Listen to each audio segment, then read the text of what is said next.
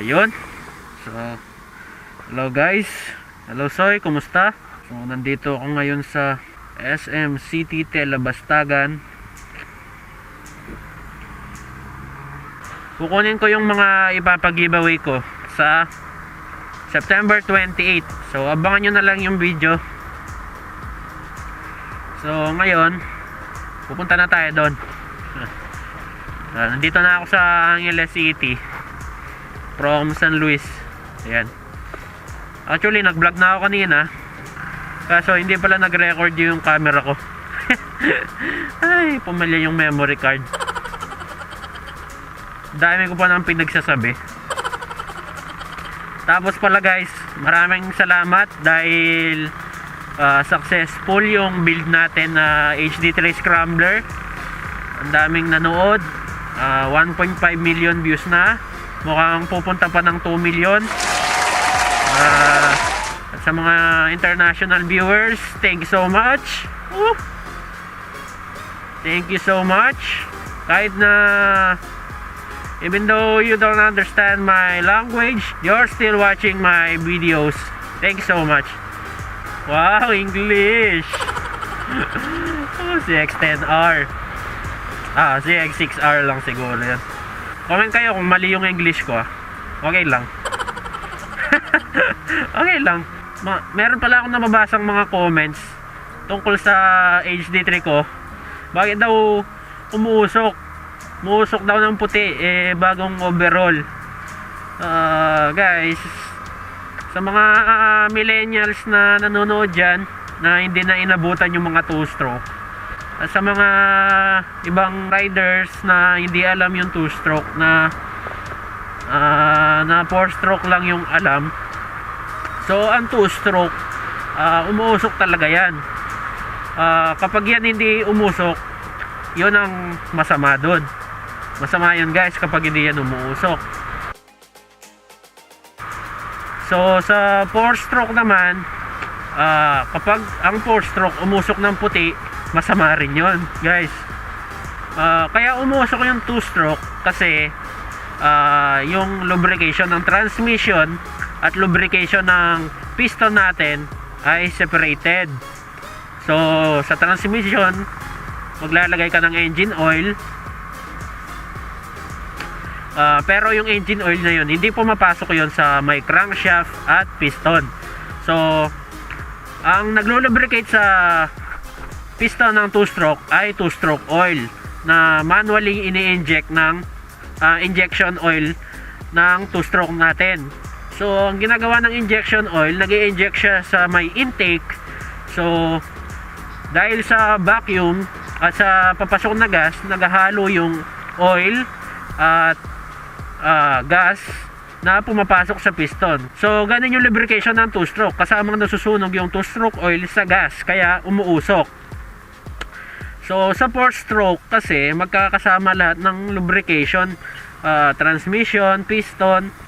Kapag yan umusok, hindi yan natural. Sira yan. Pwedeng sa piston ring, pwedeng gas-gas sa block, pwedeng valve seal. So ngayon, nag-iisip na ako ng bagong project. Naisip ko mga DT125, KMX125, mga ganyan. 2-stroke din. So, pero suggest kayo guys kung anong magandang project para makakuha ko ng idea. Ngayon guys, phase out na yung mga 2-stroke. Last model pa yata, mga 2006 pa.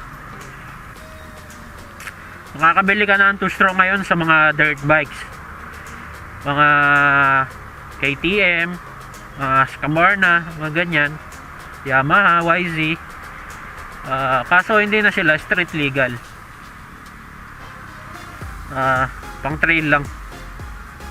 Kasi di mo na marerehistro. Pero yung mga lumang 2-stroke na nakarehistro, maire-renew mo pa rin yan. Depende sa branch. May mga masiselan na branch na LTO kasi.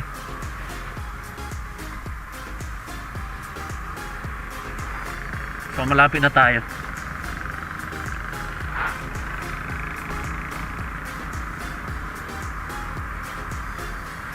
Ngayon guys, hindi ko na nabili yung pangarap kong 2-stroke na KR150 dahil lang mahal. Hindi pa ngayon ng tamang panahon para bumili ako nun. Malay nyo sa susunod na taon makabili na tayo. Tapos pala guys, kung meron kayong nakatambak na ano dyan, DT or KMX, PM nyo lang ako sa Facebook or email. Basta kumpleto ang papel at plate number. Ayan guys, para marami tayong project, di ba? Hindi kayo nauubusan ng pinapanood.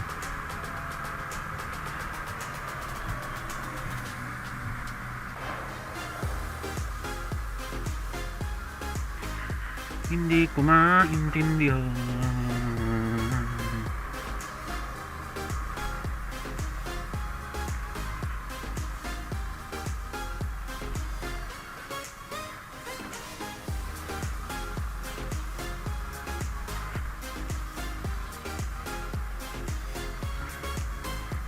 Puno na naman.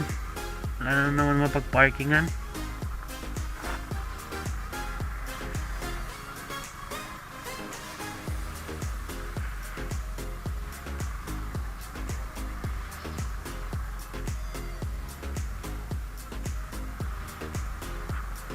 Hindi ko maintindihan.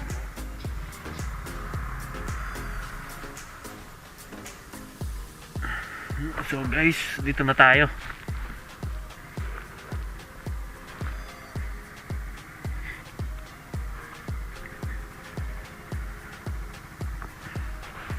Yung gulong ko hindi na lumambot, binomba ko lang kanina. Mukhang sumisingaw siguro yung pito niya.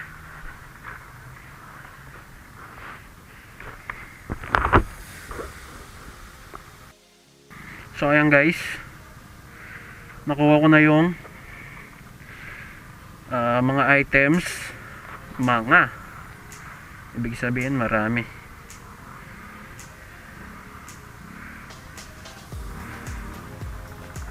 Bali, pauwi na. Uwi na ako nyan.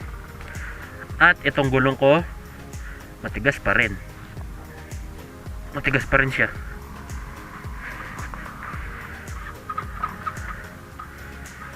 Pero kailangan ko na siyang ipa-repair dahil lumalambot siya ng konti.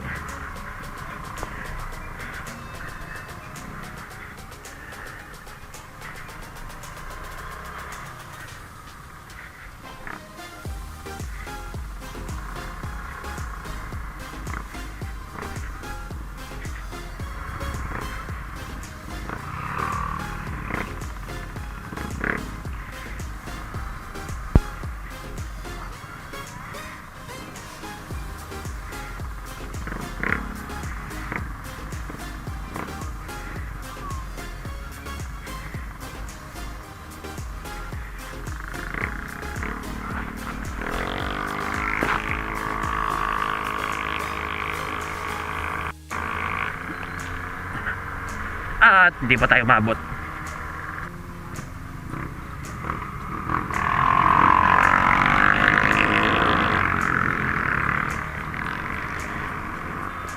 Mga bagong NMAX. Naibiyahe na agad. Ano ba yan?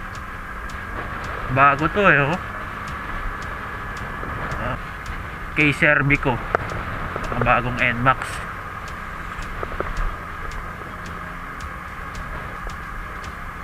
Baka kinuha lang sa kabilang branch. Kanina may nanghihingi ng sticker sa akin. Shoutout na lang sa'yo, sir. Sorry kasi naubos na. So papagawa pa ako. Hintayin natin dumating. 50 pieces lang kasi yun. Itong mga bagong NMAX, saan kaya i-deliver?